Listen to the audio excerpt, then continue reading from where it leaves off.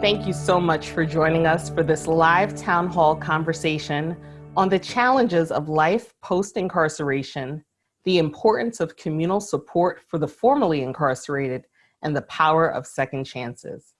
I'm Melissa C. Potter, Head of Social Impacts and Communications for Odyssey Impact. Just a quick word. If you're wondering, who is Odyssey Impact? Well, we're an interfaith media nonprofit driving social change through innovative storytelling and media, connecting faith and secular communities. We're the producers of the film Milwaukee 53206, which chronicles the harsh reality of those living in Milwaukee's 53206, the zip code that incarcerates the highest proportion of African American men, upwards of 62%. This documentary illuminates the story of people from across the United States who live with the daily effects of unfair and excessively long sentences. Odyssey is delighted to co-convene today's live town hall with the Ending Mass Incarceration Initiative and my co-moderator, Reverend John Vaughn, executive pastor of the historic Ebenezer Baptist Church in Atlanta, Georgia. With the increased urgency around this issue, we are honored to have their partnership, along with our esteemed panelists who are all working together to bring greater awareness of this issue to faith and secular communities. Well, thanks, Melissa, for these opening words. And I'm really happy to share that Odyssey Impact is joining the historic Ebenezer Baptist Church, the Temple, and other multi-faith partners in collaboration on a national initiative to leverage the spiritual power, the people power, and faith community resources to end mass incarceration in the United States. The multi-faith initiative to end mass incarceration is focused on catalyzing a faith-rooted response to the issues in a way that adds value to existing work and furthers the coherence and faith-rooted efforts. Our vision is for multi-faith communities to exercise and amplify their calls to eliminating mass incarceration in a dedicated, savvy, and impactful manner. Specifically, we're committed to increasing congregational engagement, shifting narrative change in theologies, and increasing public policy, education, and advocacy. So success for us is to see more and more congregations and faith communities engaged around ending mass incarceration. We're so grateful for our panelists today. Brittany White, the Live Free Decarceration Campaign Manager for Faith in Action. Hello, Brittany. Chad Sean Alexander, who's featured in Milwaukee 53206 and is owner of Plethora World. Sean, Chad. And Craig DeRoche, the Senior Vice President of Advocacy and Public Policy with Prison Fellowship. Hey, Craig. Between them, they represent a variety of ways of leading the work of helping faith and secular communities better understand the many layers of the criminal justice system. So back to you, Melissa, as we begin to get ourselves started. Jumping into our first question, and thank you for that amazing introduction, John. In the film Milwaukee 53206, we see that Wisconsin's truth in sentencing laws led to Baron Walker's prolonged incarceration. Can you explain how mandatory minimum sentencing and related policies have contributed to the current problem of mass incarceration nationwide? I'm happy to kick us off today, Melissa. Thank you for that question. Mandatory minimums, for people who are not familiar with the term, mean that you are obligated to serve a certain amount of time before you're up for a conditional release. And I know this all too well, so do members of our community across the country, because I served a 3-year mandatory minimum on my trafficking sentence in the state of Alabama. And what's important to give context to this question, Melissa, is that I had a Class A trafficking charge in the state of Alabama. I also was incarcerated with my white women counterparts who had a Class A felony of manufacturing meth and that did not have a mandatory minimum associated with it. So a lot of the criticisms of these mandatory minimums are that they're targeted towards Black and brown demographics and poor people in particular. And it contributes to the problem of mass incarceration because it obligates people to stay stuck in the system without a pathway for movement. And so you continue to congest the system with these discriminatory policies, and it's almost impossible to decarcerate the population with that policy in place. Wow. Thank you for sharing that. Chad, I believe you had some thoughts as well. I'll say this. There's very little that has been changed or updated to the point whereas we can feel some real relief when it comes down to prison reform in general. However, the fight continues. Brittany had great points. She hit it right on the head. The disparities are very, very, very, numbers don't lie. So when it comes down to everything that is in place right now, there's certain things that just aren't changing in general. It's a mind frame, and the mind frame is what produces everything that Brittany just touched upon right there. So, yeah. Thank you both. So most of us today are sheltering in place, which is why we are appearing in the way that we do. And so, our current context is really overshadowed by COVID-19 and by the pandemic, which we're living in right now. There have been really a lot of concerns regarding the spread of the virus, particularly in correctional facilities across the country.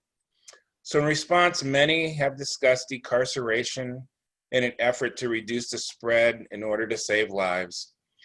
I'd love for you to share your thoughts regarding the need for decarceration at the present moment and how this could impact the criminal justice system moving forward. And Chad, maybe if you want to start, then maybe weigh in, and then Brittany. Sure. So I'll start at when it comes down to Milwaukee. The House Correction, there's been 103 people that have tested positive for the coronavirus. And today they're waiting for 600 more results to come in to be able to determine how many more positive cases that they will be having. And now, mind you, this is on the county level.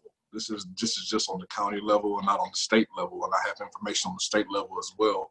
So, according to the Superintendent Michael Hafman, who I strongly urge individuals to contact if they want to get any more information about how they're handling the coronavirus at the House of Correction. And for the Milwaukee County Jail, I believe that's Sheriff Earl Lucas.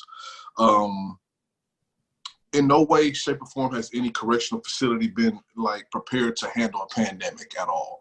And with 70 men dorms, 70 men and women dorms, there's it's literally impossible to socially distance at all. So, and this is a governor order that has been handed down. So, and this is so this is the Department of Corrections, which is underneath a governor's order. Now, how does that come to fruition? That's what we need to understand. That's what we need to question. The sense of urgency needs to be there. There are cases all over Ohio, Michigan. There are men and women dying. The sense of urgency needs to be enhanced to the point whereas we really understand that the facilities that they just weren't meant to they just weren't thinking to handle a pandemic. They were thinking to capitalize on Black and brown men and women. That's what they were thinking of. So what we're seeing right now is systemic racism. We're seeing a pandemic. We're seeing on top of two epidemics. One, the health disparities of the Black and brown communities, and then just being Black and brown. On top of that is a pandemic. We have a lot of problems that we have to do when it comes down to this. So I can keep going on and on. There's so many highly touched surfaces that are within the facility. Yeah. The telephone, the toilet, the cars, the boards, everything. So yeah. Thank you, Chad. Brittany? Sure. I appreciate Odyssey for giving us a platform to talk about this very serious matter. And my answer is more of an invitation to the public at large to begin to reframe this as a public health issue. We must take the resources that have been given to law enforcement and public safety, divest and reinvest in the most serious threat that we are facing at a country, and that is coronavirus. And that virus exists within a public health community that is the jails and institutions and the detention centers that hold our loved ones. And because of the risks that have begun to become publicized, because of the interconnectedness of incarcerated populations, they are especially vulnerable. But they're even more especially vulnerable because they're reliant on a nonchalant nature and culture that exists within jails and institutions, where they have to convince a correctional officer who is not a health professional to affirm their symptoms before they're connected to treatment. Once they're connected to treatment, there is a co-payment associated with that discourages indigent people from seeking treatment. We must eliminate the barriers that continue to make that population vulnerable. The best way to do that, hands down, is by decreasing the population in the jails, in the prisons, and in detention centers at this time. It has not happened proactively. Before coronavirus took place, we had a number of policies like the mandatory minimum that came out of the '94 crime bill and those harmful laws before then that have created this public health crisis of mass incarceration. Now we have put that in the context of a pandemic, and we must have all imagination, resources, and geniuses on deck to solve that problem. Yeah, sorry, John. Go ahead, Craig. No, I was just going to say, this is a big deal, in exactly what Chad and Brittany are talking about in the facilities. Corresponding with Oakdale FCI, which is a federal Bureau of Prisons facility in Louisiana. They've lost 7 people there. Okay, this is a big deal, but this is where the concerns come in. You find out the testing there's 1,003 people. They've only tested 50 people, and 31 of them were positive. They're only testing people when they're on their deathbed, and that is when you take care, custody, and control of a human being, you become responsible for that human being and their life. And I think that that's something that our government isn't taking seriously enough right now. And that as we engage the faith community, I think that that's where we start. Wait a second, this is a human being that you're trying to hold accountable in proportion only for what they did.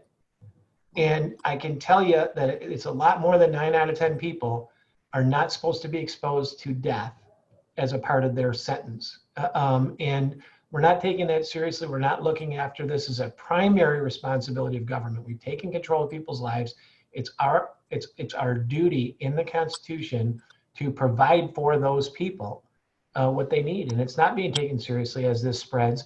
And it's having a profound negative effect on the disproportionate number of people that have had incarceration as part of their sentence. So again, it pounds on the minorities and the races and people with socioeconomic status that can least afford this hit to them and their families. And while states are in the federal government are going in a certain direction, they're not actually making the long-term investments like Brittany's talking about to actually use alternatives to incarceration.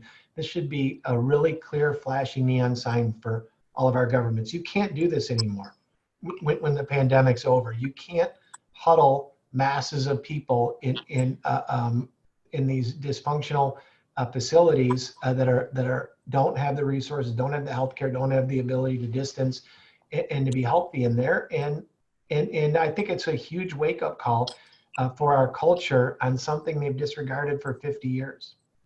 And it's interesting. It's almost like throwing a match in a powder keg, because the pandemic has come into the prisons, and they've been a kind of a captured audience, if you will. Mm-hmm. Let me ask you, I guess, maybe a more personal question, and I think for each of you, what have you experienced over the last few weeks that crystallizes the impact of the virus, this crisis, and this pandemic on you? in terms of you and your own life and your own networks. So why don't we start, Brittany, why don't we start with you, and then with Craig, and then to Chad. Yeah, personally, this has been a time to reflect and look within and evaluate a lot of things that I procrastinated. So for example, I'm on my stay-at-home order at my parents' house, where I'm just able to reinvest in that relationship where I would normally be traveling across the country supporting organizers, right?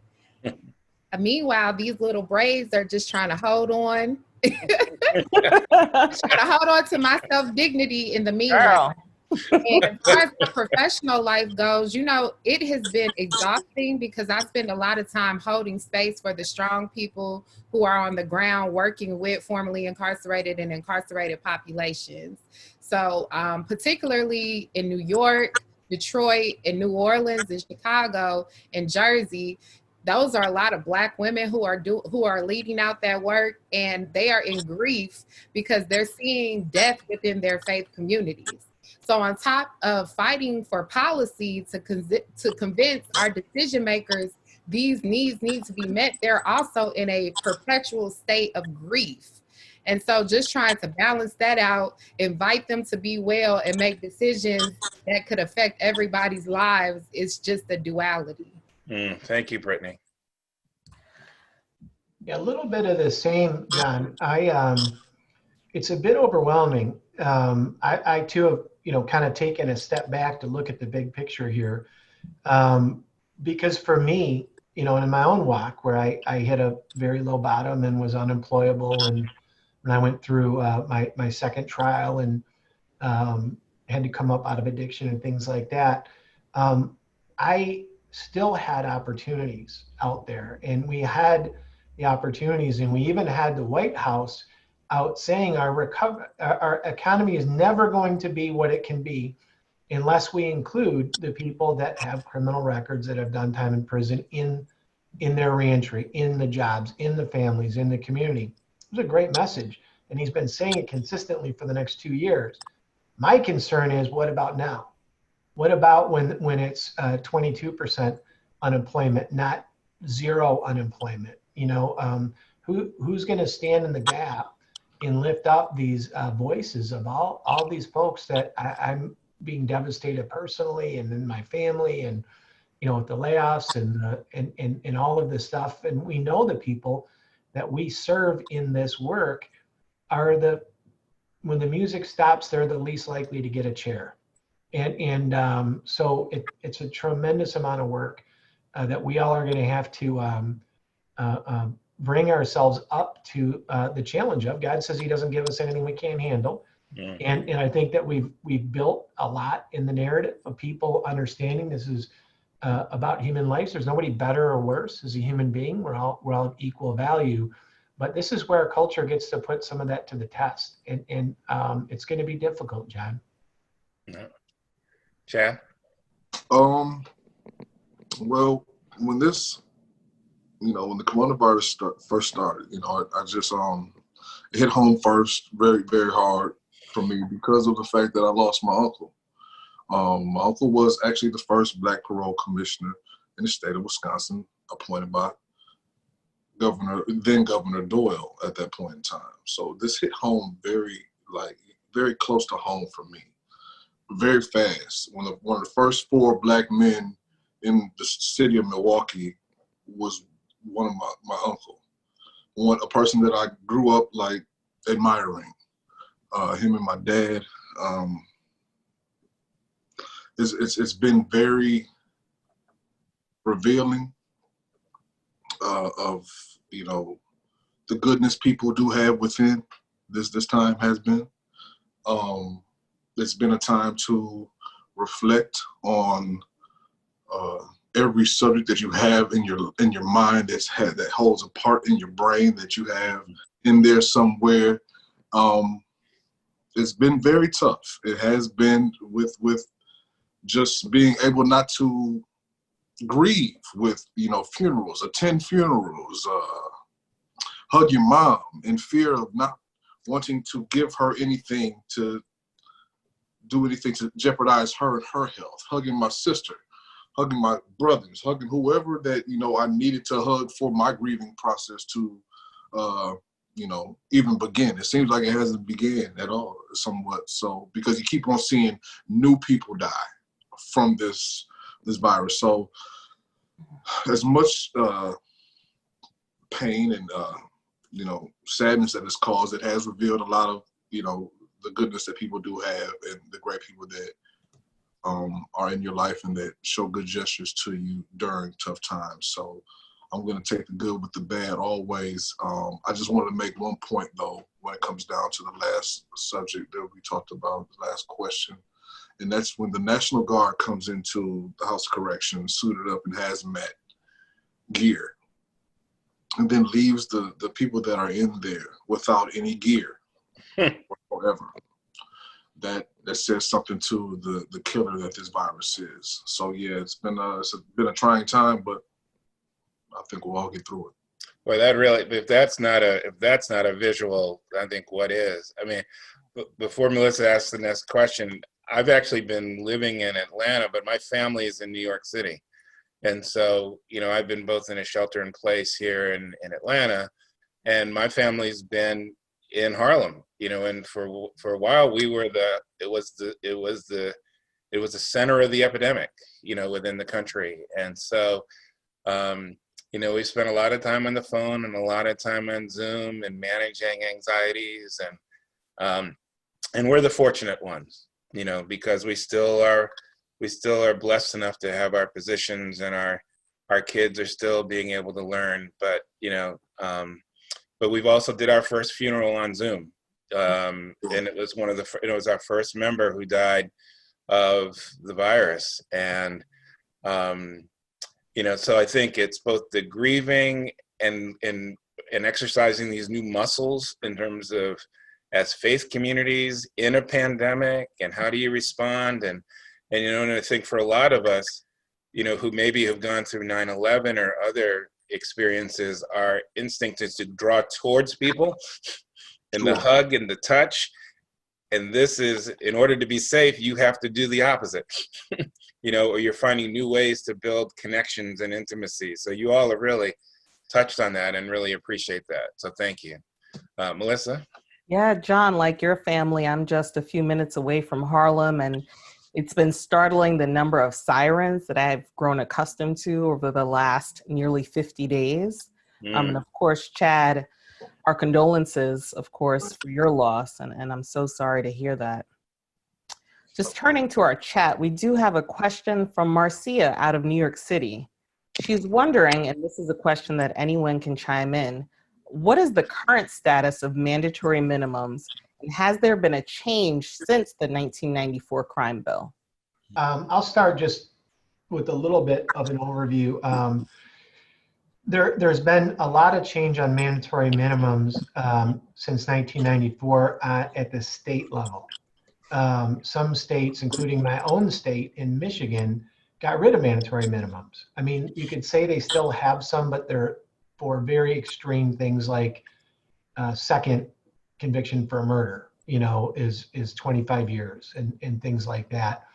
But they've really moved away from it. And other states, and that was done at the time. Michigan is led by a Democratic governor now, but that was done by a Republican governor and Republican legislature at the time. So these are not partisan issues. That's one of the main reasons why with mandatory minimums, we try to engage the faith audience, because how can you say that you are standing up for someone's civil liberties if you don't want to hear their individual case before you give the sentence on the left? And how are you saying you're pro-life and you believe in the dignity and value of each human life created in the image of God if you want the sentence before you hear the facts of the case? So mandatory minimums create a problem for both parties, and we've gained a lot of ground at the national level. Unfortunately, we haven't gained that much ground at all. I think the First Step Act nibbled at a couple edges with some drug sentencing laws.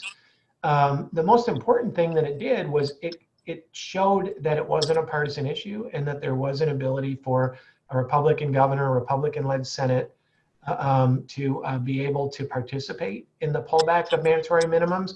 But it was just literally very, very beginning scratch, in my opinion. We have a ton of work to do at the federal level. And in some states, it's great. In other states, it's awful. They're adding new ones this year. And so we got a lot of work to do. Brittany said she's from Alabama. Man, there's a lot of work to do in Alabama. Absolutely. I just want to clarify, I'm not from Alabama, but I was incarcerated there. And I think mandatory minimums, to Craig's point, it's really geographically where it's still being used as a tool that is harmful to some. So I was incarcerated in Alabama, and I don't think it's uncommon to see it used as a tool in those southern, more conservative states. And so the fight needs to be a national blanket answer of just eliminating mandatory minimums, because they're not an effective and they're a discriminatory tool. Mm-hmm. No, well, we have another question, and thank you so much to all of our attendees for chiming in, and we hope to get to everyone during the course of our hour together. Out of Eugene, Oregon, we have Catherine Jones asking, since laws are passed due to the voting by state citizens, doesn't that mean that changing the narrative they receive through the media outlets should be the #1 priority of criminal justice reform movements? How do we do that using this documentary? And Chad, because you were featured in Milwaukee 53206, I'd love for you to chime in here. Well, I can't. This documentary brings up what's happening in every part of we are the most incarcerated place on the planet whatsoever. So what this documentary is meant to do is just highlight exactly what's been going on for the last 20 years since the start began. Mm-hmm. And when we're doing this, when we're making this a point to speak about this, we're making it we're making it possible to even for anybody to get information on this subject. You have to have a passion to want to know about this, to be able to understand how humanity is not being zeroed in on when it comes to this subject itself alone.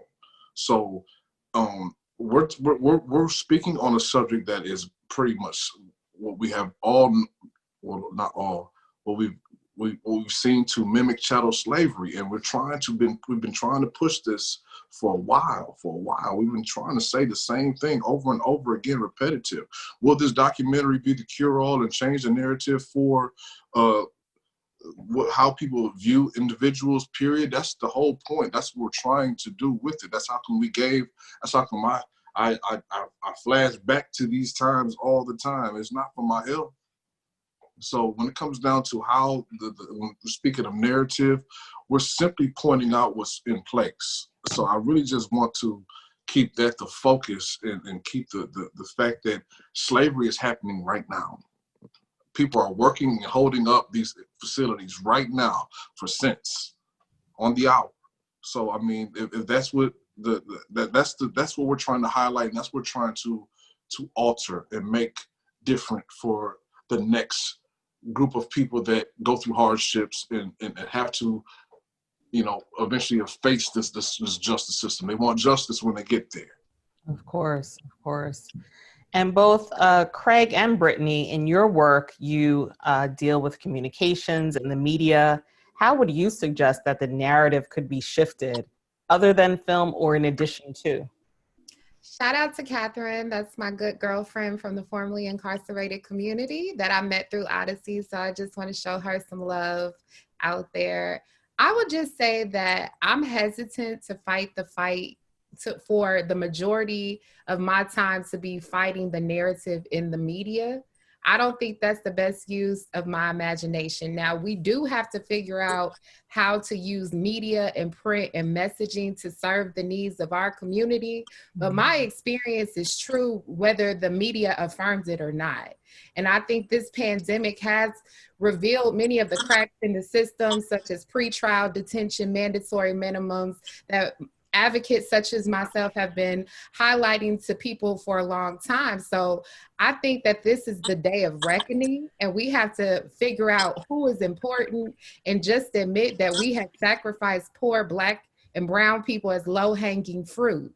That if we are comfortable and there must be death, be clear. The government has decided that there is a demographic that they will allow to die and turn their heads. Now, can you, in your consciousness, with your electoral power as a citizen of this country, be okay with that choice? Because your vote determines that. The action you take in this moment determines that.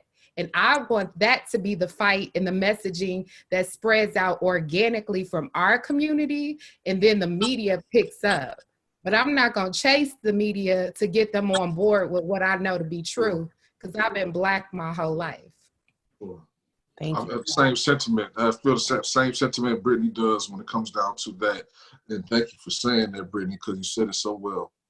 I can't say it better than Brittany, being white my whole life, but I know what you're talking about. I can't feel it, but it's very real. And what I like to say is that the people that are in office don't lead the people they represent very often. It's hard to find a representative that actually leads differently than who elected them wants them to do. And so what they do is actually represent where those people are. Right. And so I think that we do have a lot of work in the faith community, to be doing, because it is outrageous that we would stand idly by while the immorality and the injustice and the lives are being thrown away. God never made a throwaway person, not one in all of history. And we're allowing people to be cavalier and statistical and clinical about, I love science, too, as much as what people are saying, but it's just a tool. We've got to get back to, these are human beings created in the image of God. Each and every one of them has the same size hopes and dreams that I have, the same size hopes and dreams that my children have. And we are just perpetuating a massive injustice for every hour that we don't have our leaders step up and do this. And a big part of why they don't is because they don't have the pressure from the community to get called on this and that they're going to change. That's what changed. Right. And I understand, I come at this from the right side, the political right, not the correct side, the political right side of things. That's what got people's attention with immigration, the separation of families and stuff, is when the faith community said, you're not going to do that anymore. You're not going to do that anymore. And they spoke up and said, we don't tolerate elected officials that think that's okay. And guess what the elected officials did? They said, we want to represent you, so we're going to change and we're not going to separate families anymore. And I think that it's going to take that kind of moral response here around COVID, where we're going to have to rise up and say this is immoral and it's unjust and it's, if you read scripture, borderline evil.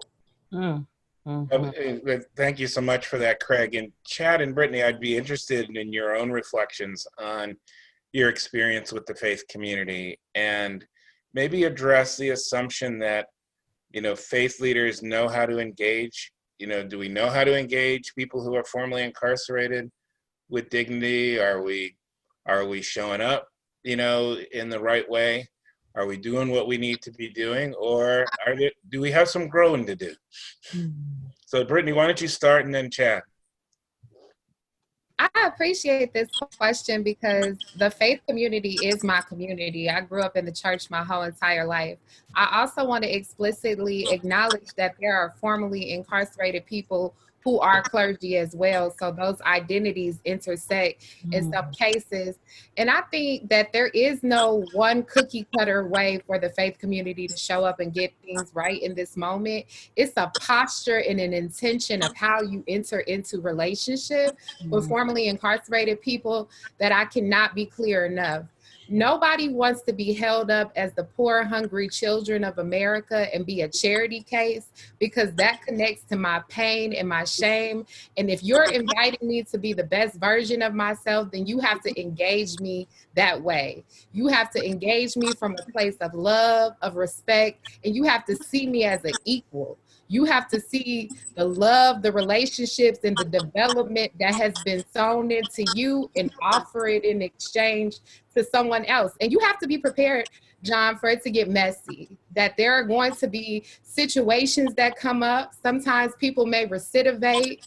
You may lose some people in the cracks, but did you show up to the fight and offer people support, love, and dignity, and the grace that we talk about, particularly in the Christian church, so much? Christian people are really good at doing direct services. We will feed you, we will clothe you, we will come and pick you up and get you dressed and take you to church. But will you see my humanity? And I think that's what formerly incarcerated people are asking our faith counterparts to do, and stand with us in these policy decisions. We don't just want you to give us a meal. We want to change laws that allow people to go hungry in this country. And so we're trying to reframe the faith community's mind to see the root of the problem and not just always be on the front line addressing the symptoms. Brittany, I thought it was interesting that you really talked about, you lifted up the messiness of it. Because it's not kind of a clear, we go from here to here to here. Like there really is there's a way in which that part of what God is calling us to as people of faith is to roll up our sleeves and to kind of go on the twists and turns of the journey, which is life anyway. So Chad, is there anything that what's your sense of kind of how the faith community has been engaged and in terms of particularly with folks that have been formerly incarcerated? I think sometimes we don't think as big as we should when it comes down to the faith community, because if you're a believer, you're a believer. And that's just all to that. So you should be a part of that faith community. I know we think about, and that's just the regular person that holds a job, that has a position to be able to help you in your quest to be able to be a better person. So that could be anybody holding any kind of title that goes to church or that believes in God, period. So when it comes down to the faith community, there's always room for improvement. I think that's the biggest room. One of my mentors told me that that's the biggest room, is for room for improvement. So I haven't had a lot of experience help-wise from the faith community, quote unquote, from churches or synagogues or mosques in particular. I have not had any help from them per se. However, I know that there is help available. I do hope that in the near future that there are more based on empowering individuals, which, you know, instead of offering hygiene products and food, which is much needed, I think tools for empowerment need to be added, such as how to establish that small business, how to get your credit score together, how to become financially responsible in general. So when it comes down to that, I just like to see things evolve for the better when it comes down, so that we can see that these places that have a strong belief in God actually have a strong belief in the development for yourself, so that for that person that they're dealing with, so it doesn't have to be they come here, get food and go. Come here, get something like I think there's a story about teaching a man how to fish. So instead of, you know, just coming to get the food, teach a man how to be able to do his own thing, so that he can be able to teach that next person and the next person and the next person, so that it's not something whereas we're pretty much making people come back for help over and over again. They're helping themselves. So that empowerment aspect is all that I would really like to see more of when it comes down to the faith community. Chad, you said something kind of interesting in the beginning. You said your sense is that faith communities don't think as big. Could you say a few more words about what you mean by that? Well, when I said that, I meant the people that consider themselves believers in God, because they ultimately are the faith community. Mm-hmm. That's what I meant more than anything. Mm-hmm. The fact that you believe in God or a higher being makes you ultimately a part of the faith community. So that means that the implementation of your faith should come to play in how you deal with individuals on an everyday basis, and how you implement your job, how you implement your morals, everything. That should be able to come to play and not be negated because of your position. And you can't do this, you can't do that because you have to. So therefore, human resource departments across the world, if you have a strong belief in God and forgiveness, then when it comes down to my rap sheet, which is 69 pages, does that happen? And I paid for all those. So how can we give that man or woman a chance with that mind frame not being there of forgiveness, with the faith community, with being a part of a believer in God? That's what I'm thinking big about the faith when you're a part of the faith community. Because if you believe in God, you believe in second chances, and not even second chances, third chances. You believe in you believe in evolution of the individual and how those things can actually help that individual evolve. And I'm not going to negate the fact, the pain that they bring, that one may bring to another or themselves. However, growing pains are here. So we live, we learn, we mess up, we get better. So the evolution process of thinking bigger is what I like to see, the empowerment aspect, so that we can make people more self-sustaining versus anything else. Chad, that is an amazing point, and it also brings me to my next question, and one from our audience, related to any of the challenges that you and Brittany might be comfortable sharing that you experienced reintegrating back into society.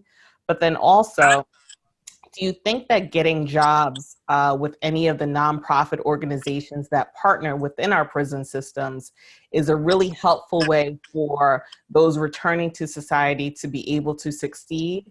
And any tips that you have for the best way for people to succeed? I'll start with some things that I've, had to deal with when it comes down to me and my quest. For example, I just read yesterday the Small Business Administration has criteria for people that have not been convicted of a felony for 5 years in order to receive the money that they have available for people. And that's one thing that is like ongoing. So that's just another barrier for individuals such as myself and all those that have small businesses that say they're at whatever, they just don't meet by that much 5 years, whatever, they're 6, whatever it is, they don't meet the criteria. And they've had this small business. They aren't entitled to that money. We aren't entitled to that money at all to be able to help sustain ourselves. That's just all too bad. Another part of your question is about nonprofits and about working with them upon coming home from prison or jail, or just in general. I believe that the nonprofit is only as strong as the mind frame and the mission that it has at hand. And those that are involved in the nonprofit that have the understanding of how things are working, depending on the subject matter. Now, when it comes down to if you're helping mentorship or whatever you're helping, whatever lane you're in, I just think that the nonprofit should be equipped with the individuals that have a very, very good understanding of it, so that the application of new methods, updated methods, can actually come to fruition and have impact on the individuals they're serving. The advice that I have for individuals coming home is to really, really take on this challenge. We've been to the bottom. You've been all the way to the bottom. There's nowhere else to go but up. I mean, you're going to have these people against you. And when I say these people, you're going to have this mind frame against you that is going to try and keep you within a box. They're going to try and keep you within what they have in their head for you. And when you live in that way of thinking, and that has control of your brain, you're not going to get too far. So what happens is that you're going to be looking for people to employ you. You're going to be looking for people to give you a chance. And the world is telling you that you must do more to get what you want out of life, because people aren't going to give it to you, whether they're afraid of the potential that you have, They're afraid of the education that you've accumulated, both book smarts and street smarts. You become a threat sometimes to people. So sometimes, you have to say to yourself, I have to be the leader of my own situation. Until then, I must find streams of revenue that are legit and legal to be able to help me invest in myself and bet on myself. If you're that type of mind frame, whereas you have to be the leader of your own situation. If and not, Kat, I've seen you personally do that over the years, and you're wearing one of your businesses, your En Masse Incarceration clothing line, which I hope everyone also checks out. And thank you for sharing that. Brittany, I'd love to hear your thoughts as well. I hope I remember them all, Melissa, so you may have to help me get through the prompts. No worries. But firstly, any challenges that you faced in reintegrating? Yeah, I think the first challenge that I faced and I would like to highlight is that the rejection from community comes from the streets, and it comes from the professional community, and it comes from the faith community. Yes. It comes from the streets in the sense that the fact that I got caught and went to prison means that I was a failure as a hustler, right? So there is this false moniker that is presented in America about the hustler, and that if you get caught, that you somehow were not able to beat the system and you are wrong. And I just want to tell people that the system was never designed for you to be successful in the first place. So I wasn't a failure because I got caught. I was a failure because my ideology was wrong and I engaged in a system in defeat in the first place. Then you're rejected by the professional community because you're branded as a felon. And the stigma and the narrative that has come along with that says that I'm not worthy of housing. I'm not worthy to have a livable wage. I'm not worthy to be accepted by a community, and that I should just go live under a bridge and give up because there are no resources that are allocated towards the formerly incarcerated community, not for us to survive, much less for us to thrive. And then you're rejected by the faith community. I grew up in the Black Christian tradition, and in that tradition, we have this stereotype of having to have it all together, that we're not comfortable all the time being transparent with our shame and our pain. So we suffer silently and in silos, rather than come into the collective power that the faith community is supposed to represent to access the strength to get us through those situations. We take a seat of judgment and we reject people. And that's how we stay in this cycle of failure. Now, as far as these nonprofit organizations go, I say that if a formerly incarcerated or a directly impacted person is working for a nonprofit, then I should be seeing tangible change and improvement in your day-to-day life. That if that nonprofit's network and resources is not giving you tangible improvement, where you're meeting people who can write you a recommendation letter, you're meeting people who are inviting you into opportunities such as to sit on panels, then there is no reason for you to engage with an extractive entity whatsoever, because there are organizations out here that value your humanity and integrity, and they will assess you on your journey for self-improvement, which is what formerly incarcerated people are asking. Put me on a pathway and trajectory where I could reestablish dignity as a community member. What was the last question, Melissa? No, I think you covered it powerfully so. Thank you so much. And sticking on this topic, Craig, this month Prison Fellowship is observing Second Chance Month. Can you share with us some of the programs and initiatives that you're working on and a bit more about why this month is so significant for us? It's so significant and it is so different than it was envisioned to be. We've been working and toiling away since May of last year to make it perfect. Brian Stevenson, some of you might know Brian, wrote the book Just Mercy. He was our keynote speaker for a gala. I don't know how to pronounce that word. That didn't. It didn't actually occur, but Brian is. He loves the work that we're all doing on this call, and he was going to do his part. Second Chance Month is going back to what I was talking about. That we did some polling at Prison Fellowship, and it turns out that 93% of Christians, self-identified Christians, believe that people should have a second chance once they've repaid their debt. That may not be the biggest surprise in the world to people, because the entirety of Christianity is based on a second chance. But it's still, for 7% of the people, they don't understand that. It's 93, it's very high. You don't get numbers like that in polling. 87% though of Americans believe the same thing. Okay, so the disconnect isn't on what you tell somebody the right thing is. When they hear it, they say, I recognize that. That's my value. That's not, you're not telling me what your values are, John or Melissa, you're telling me what Craig's are. So I agree with you. Those are my values. Living it out, remarkably difficult. So Second Chance Month is an opportunity for us to try to engage and bring together the folks that have needed and are living in a second chance, myself included, along with the people that are saying these are our values, to try to make this relatable. All of the things have been shifted from actual events. So we shifted the gala, maybe I got it right that time, to a virtual one. It was wonderful, hundreds and hundreds of people there, great speakers, great stories. We shifted prayer walks, which we were going to have in Detroit, Chicago, Little Rock, on and out, all the way out to Los Angeles, had to be done virtually. And so we've done a lot of events. There's a Twitter chat on Second Chance Month going on this afternoon. I'd encourage you to look at the hashtag Second Chance Month, and also next Wednesdays. And take a look for the previous question of the activities that go on in the month, because the organizations, there's over 375 organizations promoting Second Chance Month. And that's what that was created to do.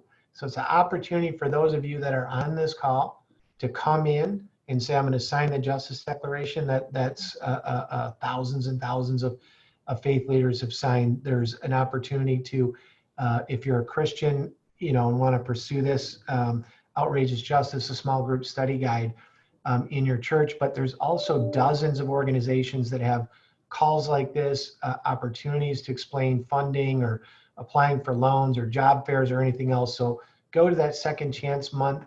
Just Google that. It shows up at Prison Fellowship. Prison Fellowship doesn't own it per se. It's for the 375 groups, but Prison Fellowship is the host where you'll see all those other activities you can participate in. And I'd encourage everybody, hopefully next year it's a bigger deal. Yeah. Thank you, Craig. So I wonder, Melissa, I know that we're getting closer to time, and I know we're getting some questions coming in. Do we want to just take some of the questions we're getting from our audience here? You know what we can do, and these questions are so incredible, I'd hate to leave any behind, is follow up with our panelists post town hall, actually gather the responses to these questions and send them back out to our audience so that everyone gets addressed. And that's great. Yeah, we can end on a nice note. Well, I'm interested in, so we've got many other questions we want to ask, but the thing I'm really interested to hear from you all is, so as one who's coming from a faith community and who works with faith communities, so what's the call to action for us? What is it that we need to be challenged to do at this moment? What is the call that you want to leave for faith communities? So let me start. Craig, I'll start with you, and then maybe go to Brittany, and then to Chad. I'll give my one quick, just continue on, because it is Second Chance Month. Come on out and raise your hand and join it. We've got a little over a week left, but next year it's going to be amazing, and the planning is starting now. So come and get engaged. That's a culture, public-facing initiative where we all got to come together, and so let's do that together. So there is a call to action around second chances. Yeah, people can they can join us individually there, and they can also have their church or their business or their nonprofit join as partners for the remainder of this year, but also for next year. They come and out. Are there one or two things that churches or congregations would do when they become a part of that campaign? They're going to be able to participate in social media to help raise up the voice of the voiceless, the people that are in the situations that we need so desperately that our elected officials to respond to right now. That is there. And as I said, in the future, they'll have access to resources of how they can stay involved. Thank you, Craig. Appreciate that. Brittany? Yes, I just want to say for the faith community in my Christian belief system, Christ took care of people's earthly needs before he fed them with the word. So he fed their physical bellies before he fed their souls in many cases. And so Live Free is part of a large Mass for the People effort that is getting personal protective equipment to essential violence interrupters and those working with formerly incarcerated and incarcerated communities on the ground. I put that livefreeusa.org link in the chat, and you can donate to that effort to help us get that personal protective equipment to essential workers who are doing grassroots work in our community across the nation. My second call to action is a policy ask. In order to frame this decarceration movement around COVID-19 as a public health issue, our ask from Live Free is that everybody tweet your county health director and ask them to inspect the local county jail. We want to know, what are the conditions happening inside of that county jail? Are people safe? Is there a protocol? Tweet at your county health director and ask them to make a public inspection announcement about your local county jail. Once again, you can donate at livefreeusa.org to our Mass for the People effort. Thank you. Great, thank you. Chan? So there's so many things that we can make a call to action for. But the first thing I want to do, first call to action I want to do for the state of Wisconsin and every state is to do what we can to help individuals in prison with the coronavirus right now. We have to be able to, if there's social distancing that's happening out here in the communities, and the world expects individuals that are coming home from communities to these same communities. It goes hand in hand. So we need to make sure that the virus doesn't spread any more than it does within these facilities, so that, because ultimately these individuals are coming home anyway. So they come home back to our community. So call your local governors. For Wisconsin is Governor Evers. We need to put some pressure and ask questions about how this virus is being handled. There's so many highly touched surfaces that are being used inside of each facility, that we need to be able to do this for the sake of the health that we're trying to keep individuals healthy while they're doing their time, and so they can come home to the community, to their families, so that ultimately this can be eradicated. But we need to be able to figure out what social distancing looks like for individuals in prison right now, not later, right now. So call your local governor, call whoever you need, call not whoever, but hound people that you think can do something. Hound your senators, hound them, like literally do that. And if they don't like that, still do it. So, because you're speaking for people that have a chance of catching this virus and dying. It's life or death, literally. So that's my call to action. Social distancing in prison, how is that being handled? Thank you for that. Well, at Odyssey Impact, we believe that film has the power to change awareness, attitudes, and drive viewers to action.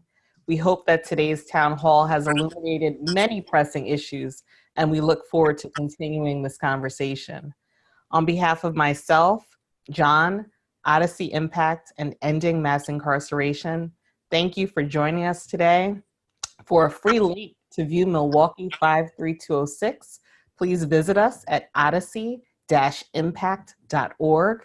And thank you to all of our panelists. We look forward to, as I said, continuing the conversation, reverting back to our audience with some of the answers to the great questions that they've posed. And let's do this again very soon. Thank you all.